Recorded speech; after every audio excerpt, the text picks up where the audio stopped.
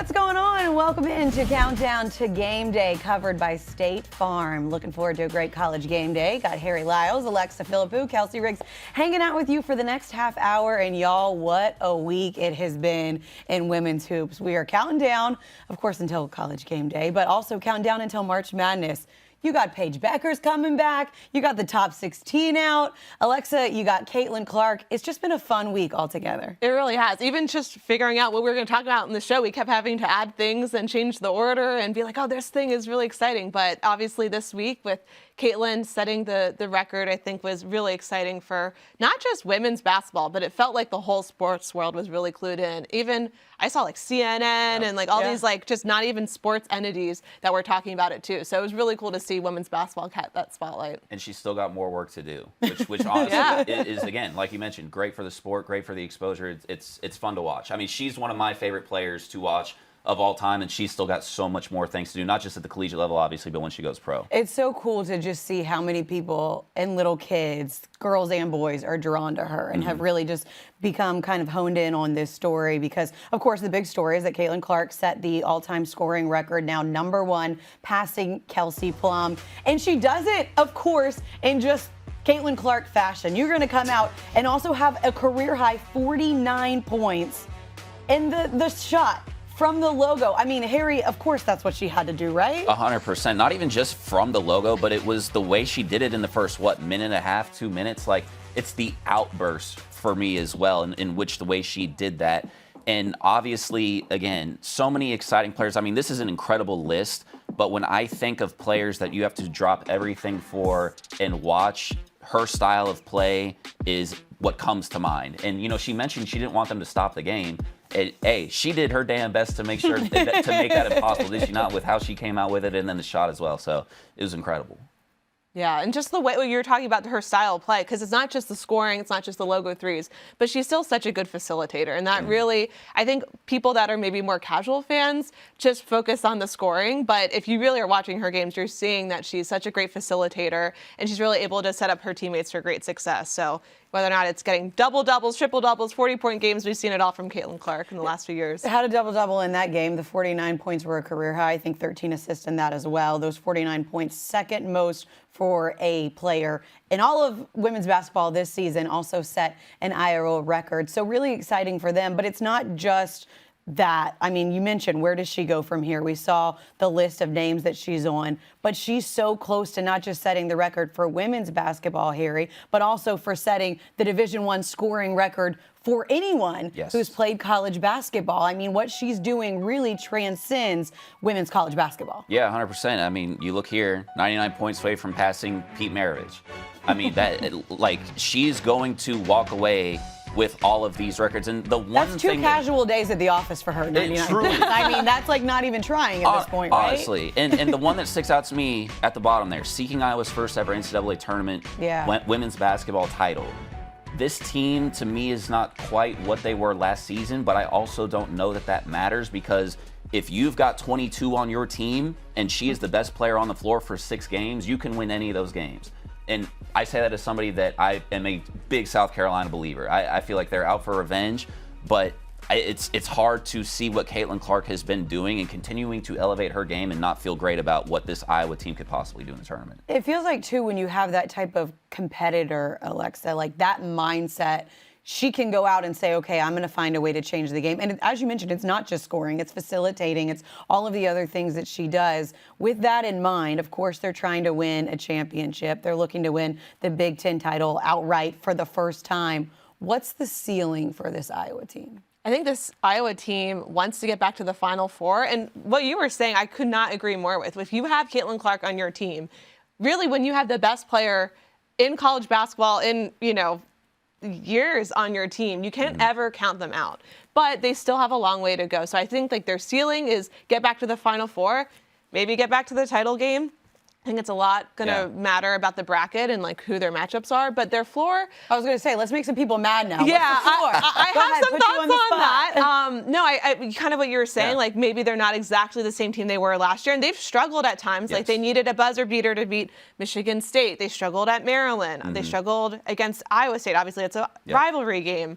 But for me, it's, if if Clark has an off night or if her teammates aren't also having really productive scoring nights, or if that defense is struggling, if they face a player like Cody McMahon, who is just incredible, and she's so athletic and so hard to stop, and that's part of the reason why they lost that game against Ohio State, then yeah, I could see them potentially losing in the second weekend. But and among all of their success, she has continued to say, hey, like, yes, the scoring record is going to happen, but we got to stop blowing leads. Like, we got to do better with clock management, all these different kinds of things. So as long as she is in that mindset and kind of making everybody around her better, you know, they're in it. They have a shot. I'm excited for the way the rest of their schedule shakes out, too, because they're off today, so you can focus on all of the other great things that we have happening in women's basketball. But they're at number 14, Indiana, Thursday, Illinois, Minnesota. And then they end the season with number 2, Ohio State, which is going to be so exciting if that Big Ten race is still as close as it is right now. We'll see. They're currently 1 game behind of Ohio State in the standings right now. Before we move on, one of the things that I think is so cool when you look at Caitlin Clark and what she does, of course we said, oh yeah, no big deal. She hit that 3 from the logo to set the record. Y'all, she shoots from everywhere, which I know people know.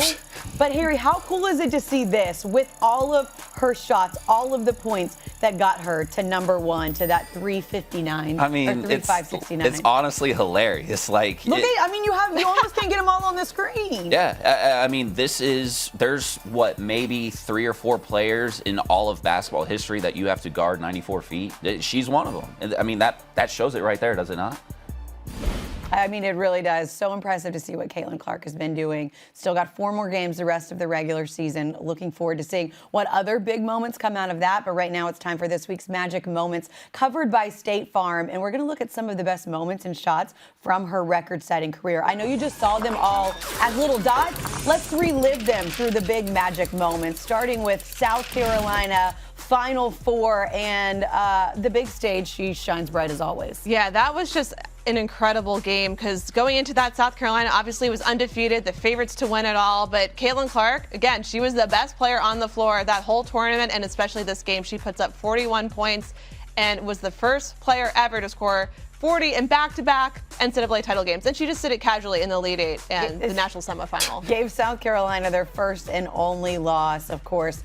I'm sure she wants a little bit more after not being able to go on and win performing like that. That was a great one, but she's been known for some incredible buzzer beaters as well. How about the buzzer beater against Indiana last season?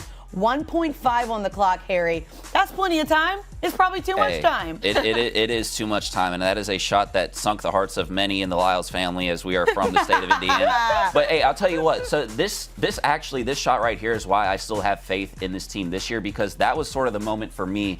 You're going up against an Indiana team that best in school history. She makes that shot late February. That's like, okay, she is built for this time of year. So obviously there's not a moment that is too big for her.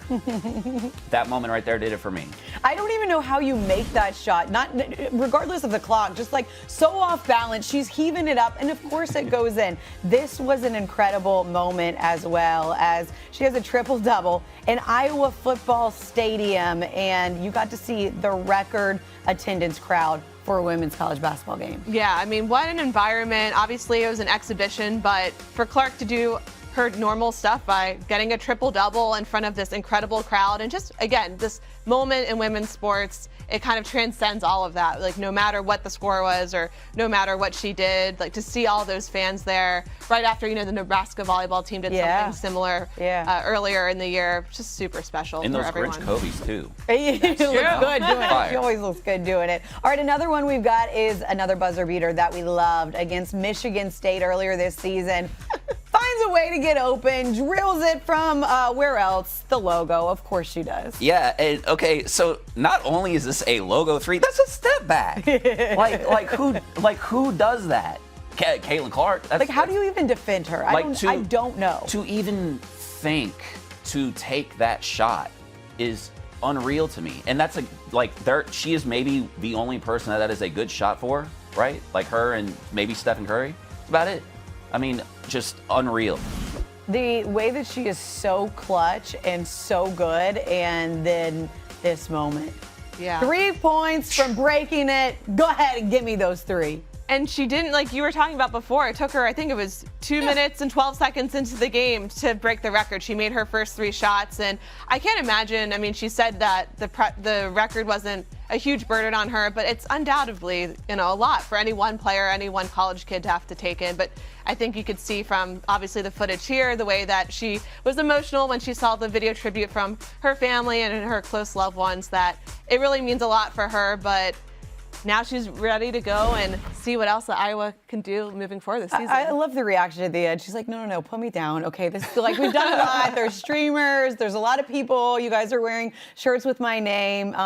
You can tell that her teammates love her. Her coach obviously loves her, and the fans love her as well. I loved seeing the game, 2 games, I guess, the game before, the Nebraska game, where people thought she was going to break the record. And it was just like a drone shot or a steady cam around and around of people that just are waiting hours to see her play. Just really exciting stuff from her. But the thing that really excites me about women's basketball is it's not just Caitlin.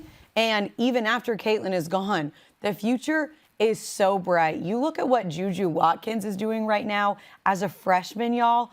2nd in the nation in scoring behind Caitlin Clark. Dropped, 51 a few weeks ago at number 4, Stanford. Alexa, what are your expectations for JuJu and the rest of her career and how she can maybe grow into that next big superstar, and already kind of is? No, I mean, I was at that 51-point outburst at Stanford, and it was unlike anything I've ever seen before. And she is it. She is going to be the next great player. And regardless of whether or not Caitlin comes back, I mean, JuJu has next, I think. And for her to be able to do this in the Pac-12 as a freshman, and it's kind of similar to Iowa, but USC doesn't have a ton of other scoring threats. So a lot of USC's success is resting squarely on her shoulders. You can see, she had 76% of USC's points that night. It was unbelievable. But I like this quote from Lindsay Gottlieb. She said something along the lines of, JuJu Watkins is your NBA player's favorite women's college basketball player, or women's player, and something along those lines. So I can't wait to see what she does for the next few years. And USC has a really good recruiting class coming in, so maybe she'll get some more help. But I would definitely keep my eyes on the Trojans. I think they could make a real run for the Final Four in the years to come. 100%, and it feels like she really does have next. I mean, she basically kind of has now. She's averaging 28 points a game. 2 more than Caitlin Clark did as a freshman. So, and I think the thing about that 51-point game that really stands out to me, man, she did that against Stanford. Yep, at Stanford. Like at Stanford. Like, what are we talking about? Like, that is absolutely unreal, and she's only going to get better.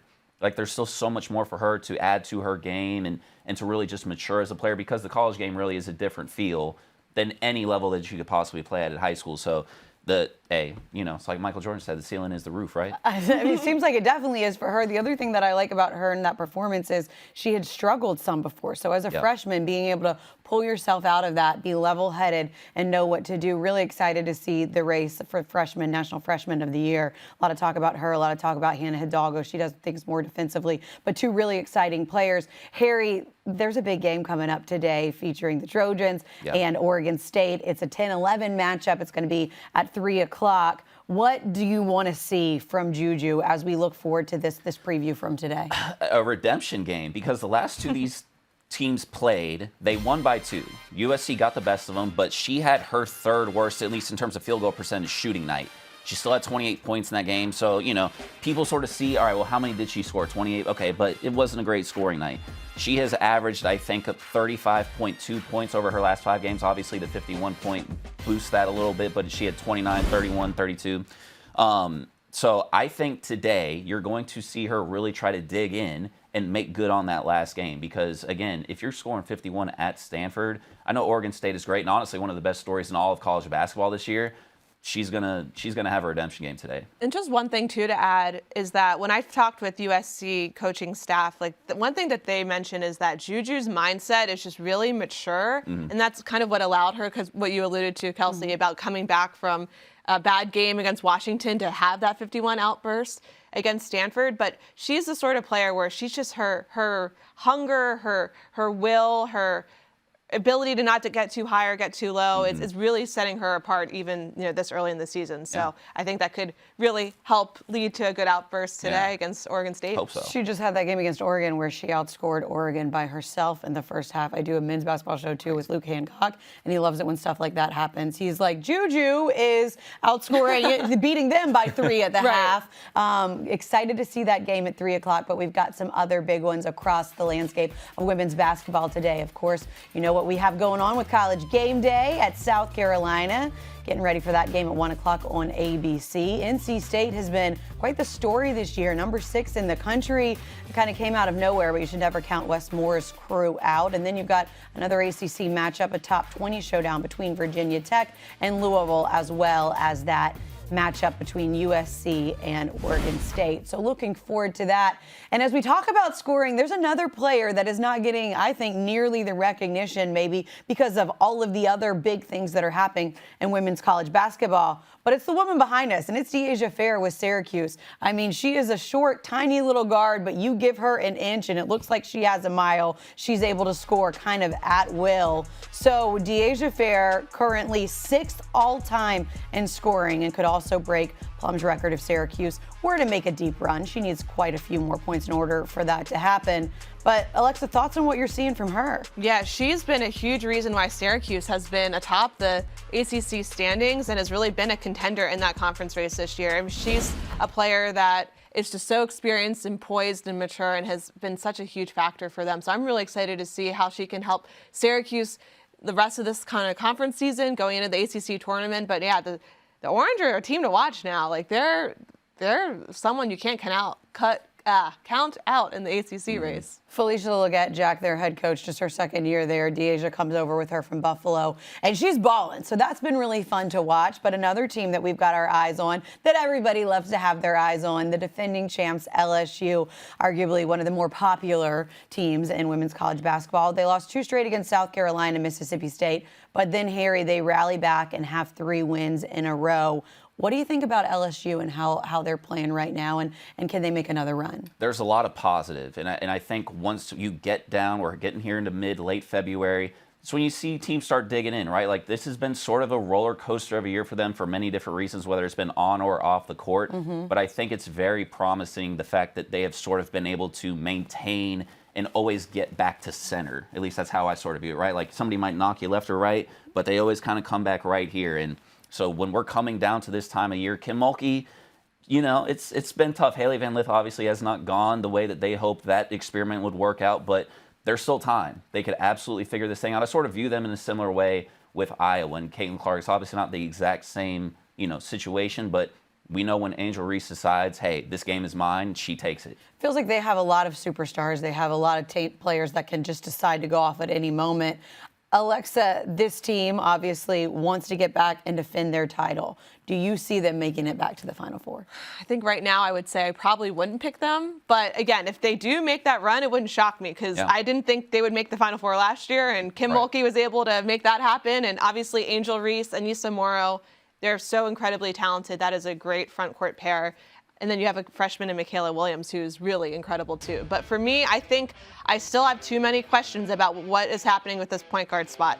Shout out to last year Poa, because she has been really great off the bench, and she provides a really good defensive presence, and she's really been, in some ways, kind of that person they really need to kind of fill in that role. Nice behind the back pass there. But for me, I'm not sure how this is all going to kind of pan out when it's crunch time. There's been games where it's been tight for LSU at the end, and they've had last tier out there, and they've had Van Lith on the bench. And even against Alabama last week, their last game, Van Lith only played 4 minutes in the second half when they were down to Alabama before halftime. So I'm just not really sure how this is all going to work out. I think that they need to figure out that point guard position. Maybe they have last year playing alongside Haley Van Lith, but then that's also messing up your guard rotation otherwise. So I'm a little bit more cautious. But again, if Kim Mulkey gets it done, And if Angel Reese gets it done because she's still Angel Reese, then I won't be shocked. Kim Mulkey and Angel Reese and the crew are happy to hear you say that, because give us bulletin board material, count us out. Yeah. We're going to try and find a way to prove you wrong. We'll see if they're able to do that down the stretch of the final season as we get ready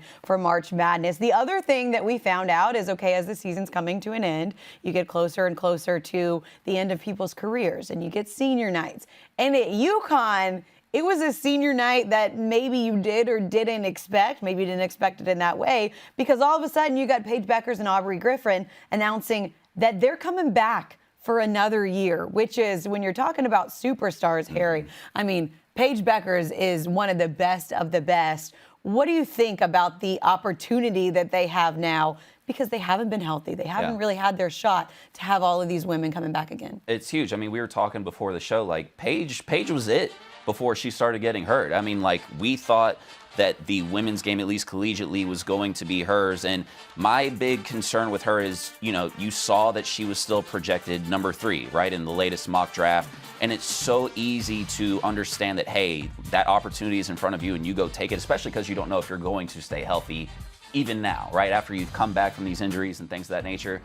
I think it will be great for her to spend another year in the college game, get your body right, get your mind right, and get back to being the player that we know you can be, because when she's at her best, it's hard to pick against her. So I was glad to see this yesterday. I was excited to see it too, and especially, like, she is someone that, you talk about Caitlin Clark or you talk about what JuJu's going to be, she's someone that has consistently throughout her career been such a superstar, and you hate to see the injuries and how that's had an impact, Alexa, on her and the team. But Harry mentioned she was number 3 in ESPN's latest mock draft. So Alexa, what's the impact on UConn of getting her back, and what's the impact on the WNBA as well? Yeah, I mean, obviously UConn has some things that will have to go right for them in terms of injuries and players coming back from injuries. Obviously, if they can get Azzi Fudd fully rolling again and pair her with Paige Buecker in the backcourt, I think that bodes well for them.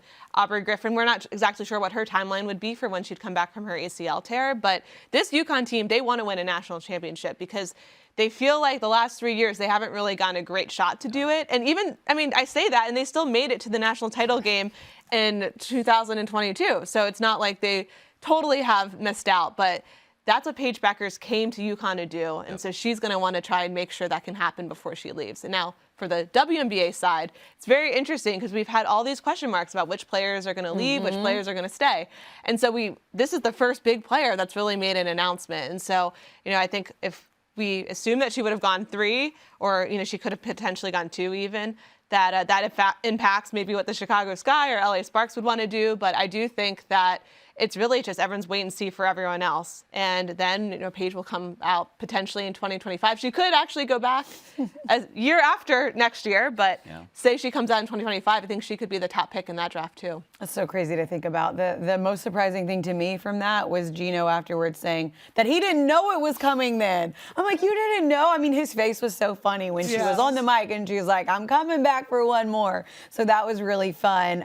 Something else that was really fun is Pac-12 has been giving us some big-time moments, especially on Friday night. We got to see Talia von Oelhoffen hit the buzzer-beating 3 at home to lift Oregon State over UCLA, Alexa. Yeah, this game had 4 lead changes in the final 10 seconds. And, like, we're not even seeing the game-winning basket yet because this is all the different shots that I was like, oh, that might be the game winner. Oh, actually, that one is. Oh, maybe it's this one. But here's Talia hitting that shot, and what a sniper. I was losing my mind watching this game live. Some really great hoops being played right now in the Pac-12. As you see, that was also a top 12 showdown. Shout out for that buzzer beater. Let's get another one, Harry. Deja Young scores at home to give Utah the win over Colorado. Yes, and we talked about the transfer portal. This is a great example of what can be awesome about it. A UT Martin transfer, hitting a buzzer-beating shot in Pac-12 play. And by the way, like, the Pac-12 going out so strong. At least right now, this will change next week, but 5 of the top 11 teams in the rankings, Pac-12 teams, like, hey, I appreciate if this is our last ride, and it is. We're going out strong. We saw that with football, with the Pac-12. It was so fun. And now women's basketball is like, come on, we're going to one-up you. We got all these great teams, too. It has been a little bit of madness, and looking forward to seeing what that looks like the rest of the season for the Pac-12. Also looking forward to seeing the scene in Columbia, South Carolina today. Here we come. slow down, man, it's all for the show. I'm changing it up. It's a new era now. I be changing it up. Listen, has ain't enough. The game done changed. I'm playing with us.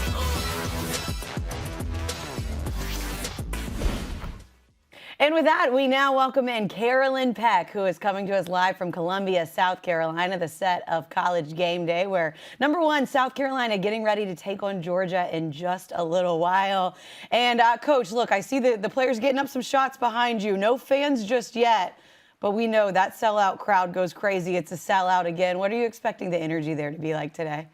Oh, it's going to be crazy, and especially when you see the game day bus outside, the lines of fans that come for this game. What Dawn Staley has built here has been incredible. You know, back in the days, Kelsey, when I played, there were hardly anybody here, maybe a handful, and now it's one of the hottest tickets in town whenever South Carolina's women take the court.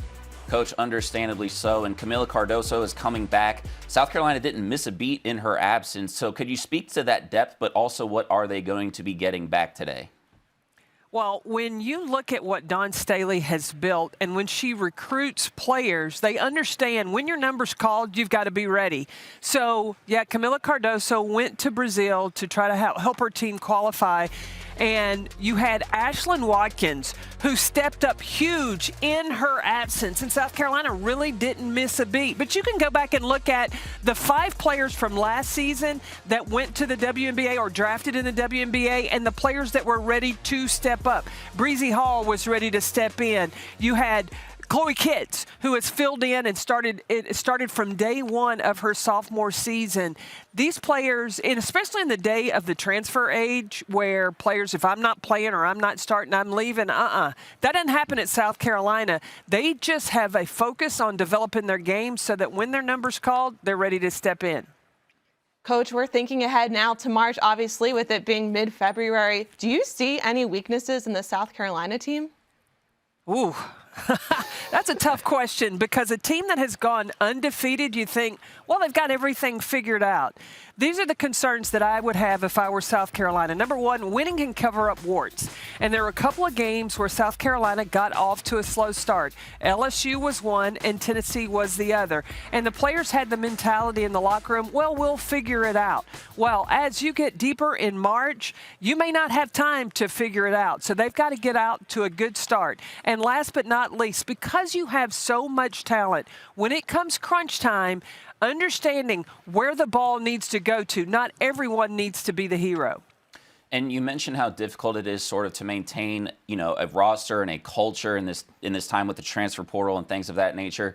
With the South Carolina team, you mentioned the 5 players that went to the WNBA off of last year's team. How have they been able to maintain this in this age, and what has Dawn Staley done to keep that culture intact? Because a lot of coaches talk about it, but the proof is in the pudding. We see it now. Harry, it's all in recruiting. You've got to recruit the players that fit into your culture and understand what the mindset is. Now, Dawn has 2 McDonald's All-Americans coming in next year to go along with a lot of this talent, and everybody on this roster can come back. So how do you manage that? Well, you have to understand the character of the players that you are bringing in, what their goals are, and make sure that they fit the goals that you have. Dawn talks about a lot. Make the main thing the main thing. And the main thing in this South Carolina program is that you are developing. You're developing as a player. You're ready to step into a role when it's there. But your main focus is winning. Coach, I want to go back to something you were mentioning earlier when you were talking about it doesn't have to be hero ball, doesn't have to be, there's going to be one person that needs to be able to score at the end of the game. Who do you think that person is for South Carolina when we think either to the end of the regular season or going ahead even to March? Who do you want the ball in their hands to be?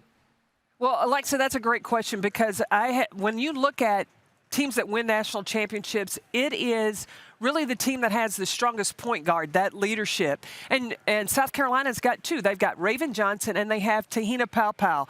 And I know that Dawn Staley trusts both of them. So if it's that you need a speed to the basket, you go with a Raven Johnson. If you want to attack and make the defense have to shift, and you put the ball in Johnson's hands and you can kick to Paopao or Raven Johnson's one of the best at getting the ball to Camila Cardoso when the game's on the line. The only undefeated team left in college basketball right now, and of course a 54-game home winning streak. Cannot wait to see what they're able to do on that court again, and can't wait to check you guys out in just a few minutes on College Game Day. Coach, thanks for the time this morning. Thanks, guys. All right, so really hard to bet against South Carolina right now, given the home game win streak, given the win streak that they have this season, given Camila back, given all of the things.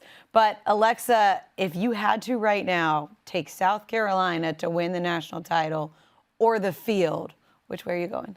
I think I'd pick South Carolina, and I almost feel like it's like you can't overcomplicate this. Like, they are so much better than even the number 2, number 3, number 4, number 5 team in the country. They've been battle tested. I love the way that they can be down like they were in the LSU game or how they were against Tennessee recently, and they're able to claw back. And they have that poise to not let anything kind of get to them. So I think right now I pick them. But I'm also nervous to say that because this year has been so crazy with all these upsets and just unpredictability. So I guess I'll say if somehow they don't win it all, then it wouldn't necessarily be completely shocking just based off that. But you can't really say enough about the job that Dawn Staley has done in getting this team that lost so much talent from last year to be the clear frontrunner for national champion for this year. Yeah, and that's why I'm going South Carolina too. Like the way that they went out last year, we know how Dawn Staley is. She's the ultimate competitor, and the way that they went out last year is not a good enough reason for them to have not won last year, and it's why they're going to win this year because she is not going to let this team slip up. Like, it's incredible. Despite all the losses that they've had, and we know that they bring in talent, like they are the standard, it's still easy to sort of, fluctuate year to year. We're not seeing that with them. That's why I am not picking against that team. Well, not only that, but they've actually been better offensively than they were last year. And that's just terrifying because they were really good last year. They're such a good three-point shooting team now, and that adds a whole new dimension to their offense. And it's also like you had all these players that went on to the WNBA, but you have so many players that still were on the team and tasted it last year and know what it feels like to get so close and know what it feels like to be back year after year because of what Dawn Staley has built there. Cannot wait to see what the future holds for this South Carolina team and for the rest of the regular season and beyond. So, big slate of games today, and of course, got to have a great matchup at home. South Carolina, number 1 in the country, putting that home game win streak on the line yet again as they get ready to welcome in Georgia. Thanks so much for watching Countdown to College Game Day, covered by State Farm. We'll see you next time.